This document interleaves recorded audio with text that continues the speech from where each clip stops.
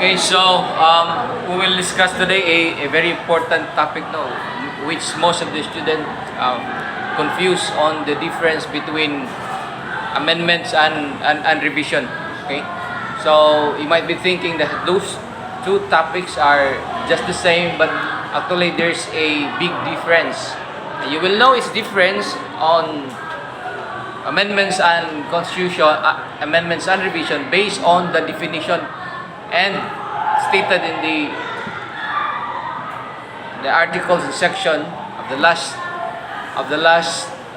articles of the Constitution. So if you can read, okay, I'm going to read first. Okay, this is the difference actually between amendments and revision. Section 1, any amendments to or revision of this Constitution may be proposed by one is Congress upon a vote of 3/4 of all its members. 3/4 of all its members. And number 2 is a constitutional convention. This too applies to both amendments and revision. When we say amendments, it's only a piecemeal change of the Constitution. It does not affect all. It's only a little portion of the Constitution.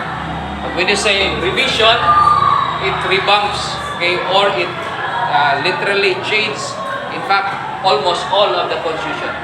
Now, there may be a change of term, of one term of the Constitution, but it actually interpreted as a revision. Example, if you're going to change Article 2, Section 1, which states that Philippines is now a democratic and a federal government or a federal government, although it only changes one word, but it actually changed everything. So it's not amendment, but it is a revision. Now there are two tests of amendments, whether it is an amendment or a revision. We have the quantitative and a qualitative test. You can change many provisions, okay? That is actually a revision.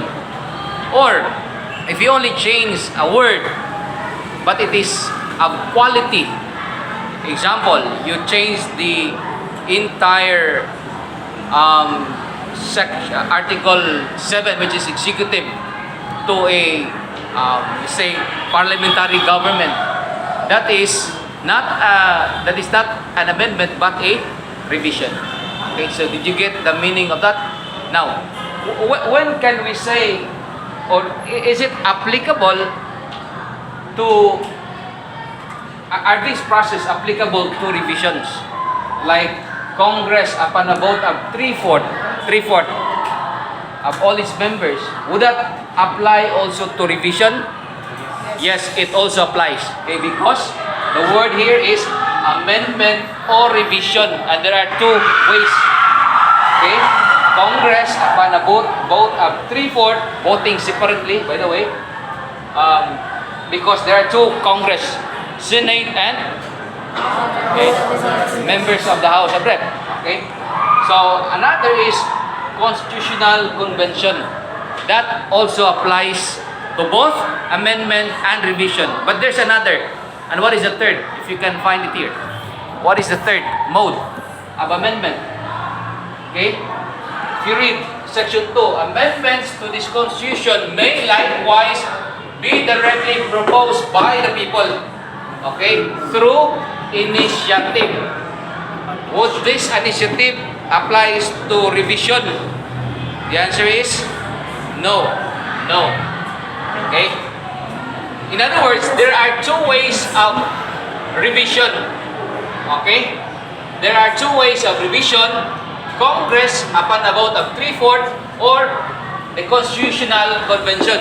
It can revise. Okay? Revise and amend. But how about for amendment? How many ways? There are three. There are three. One is Congress upon a vote of 3/4. Another one is Constitutional Convention. And the third is initiative. You can find that one in Section 2. Okay? So did you get the difference? So I hope it's clear because it will be asked in our exam. Okay, the difference between amendment and revision. Okay, so upon a petition of at least what is the requirement for a amendment? Okay, 12% of the total number of the registered voters. So 12% of the entire population of the Philippines, if they agree, then it can propose. Okay? In fact, if you analyze it, that's too expensive.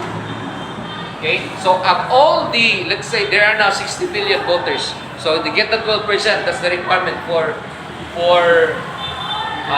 amendment. On top of that, there's another requirement. And what is that? Okay?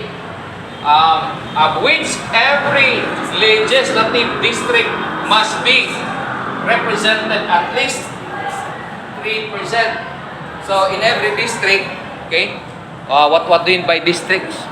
Okay, every districts are represented by one congressman, right? Okay, so that district must be represented by at least 3%. So there are 3 requirements. Okay, 2 requirements for initiative. One is that it should have at least 12%, and in every district there must be 3%. 3%. So is it possible to amend using that people initiative? It may be impossible. So, and it is too expensive. That is why sometimes they only resort to other modes.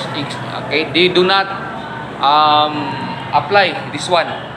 Okay, so but it can be amended using that. Now, why is it that it's so difficult to amend? Because the constitution we have is rigid. Okay?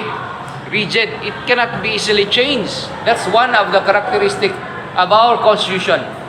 Okay? It is conventional, it is written, and it is also rigid. Okay? Why rigid? Because in other countries, as soon as they change their president, they also change their constitution. Okay? And right now, because of that characteristic that is rigid and also the manner of amending or revision, which is so difficult to arrive, okay, the age now of our constitution is more than, it's 1987, almost 30 years already.